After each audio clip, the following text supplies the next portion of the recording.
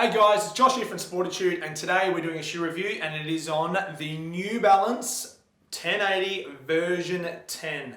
This shoe right here.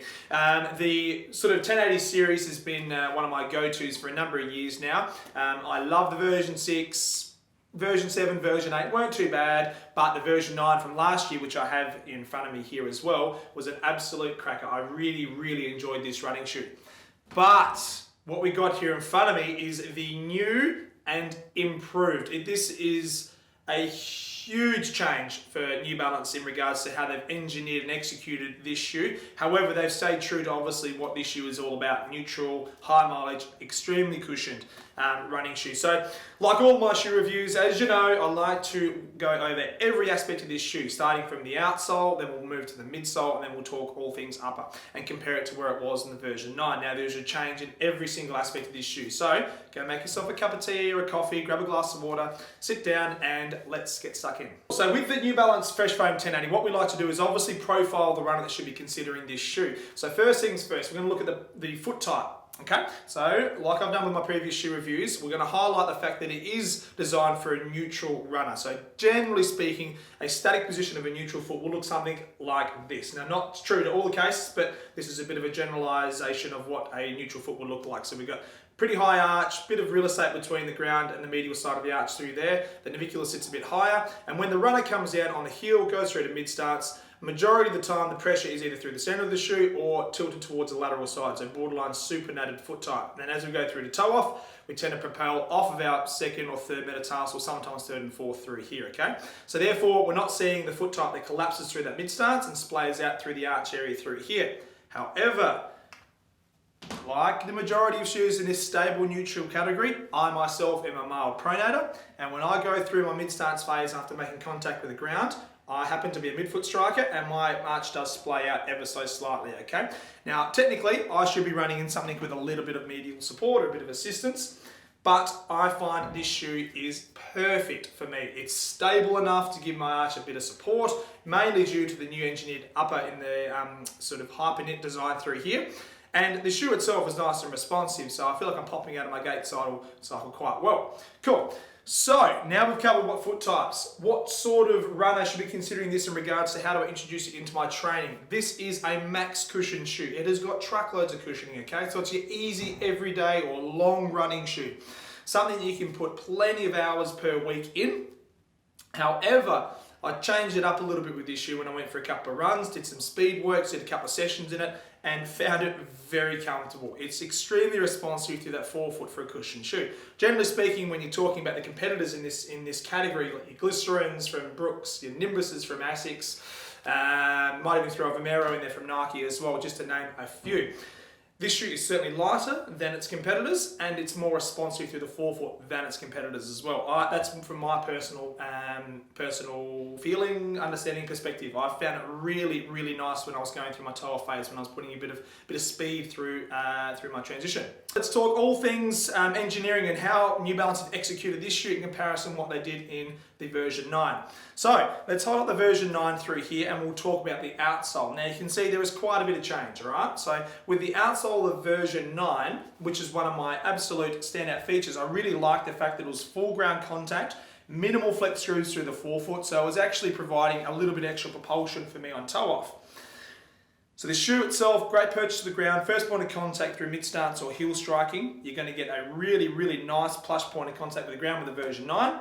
They didn't change that with the version 10. What they've done here is they've just ever so slightly changed where the outsole sits in regards to protecting the fresh foam midsole. Okay, so you've got plenty of crash pad through here for that heel striker that comes down heel first. As you come through to the mid stance phase, there is a little cutout through here, okay, which is essentially, that's my strike zone through here. So it'd be interesting to see how the wear goes on that little cutout through there, but I'm very confident this is going to be able to dampen the impact on that first point of contact with the ground with your harsh conditions like your bitumen, your pavements, even your sealed sort of rubble surfaces that I happen to run on around Adelaide here.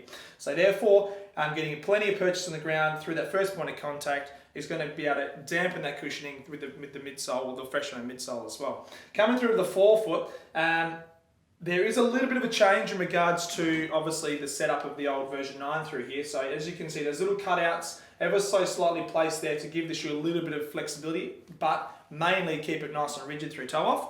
This shoe here, I'm going to tell you right now, is slightly more flexible. I found it to give a little bit more, especially on those quicker runs. All right? I couldn't run sort of my tempo or my sessions in the version 9. It just didn't feel like it was responsive enough.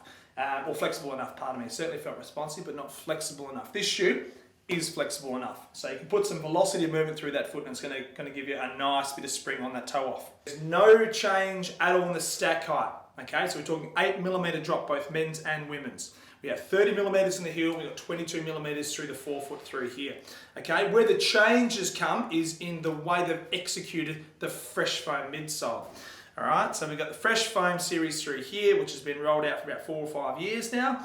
And the version 10, what they've done is they've called it Fresh Foam X. Okay, X for extra good maybe, I don't know. But the actual shoe itself is certainly a lot lighter. The midsole is a lot lighter than what it previously was. And it's a lot softer. So that first point of contact with the ground, again, if you're a heel striker coming down through here, it is extremely soft under the heel. Coming through to mid stances, which is where I'll make purchase to the ground, again, very soft. However, as we go through to the forefoot, you can see how the shoe itself sort of curls up through here.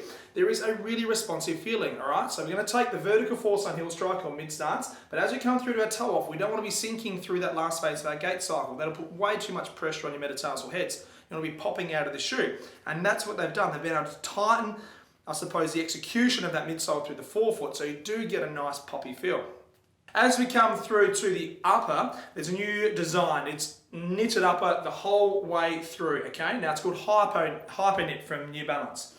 All right, now we've got the jacquard mesh from their previous model through here, which is pretty consistent from where it was previously. A couple little extra overlays on the medial side on the version 9. And what they've done with the version 10 is with the Hyper Knit, they've just executed it in regards to being a little bit freer through the forefoot. So you get a little bit of movement through there, which is nice. Get a little bit of wriggle space through your toes. But as you come through to the mid stance phase, or the middle of the shoe through here, which is where your arch sits, it's nice and firm. It's got almost a perfect mixture of sort of control and support, but without overdoing it too much. You don't feel too tight in that part of the shoe right there. Coming through to this unique heel design. Now look at that. That is a lot going on there. I must admit, when I unboxed these for the first time, I sort of went, what is going on?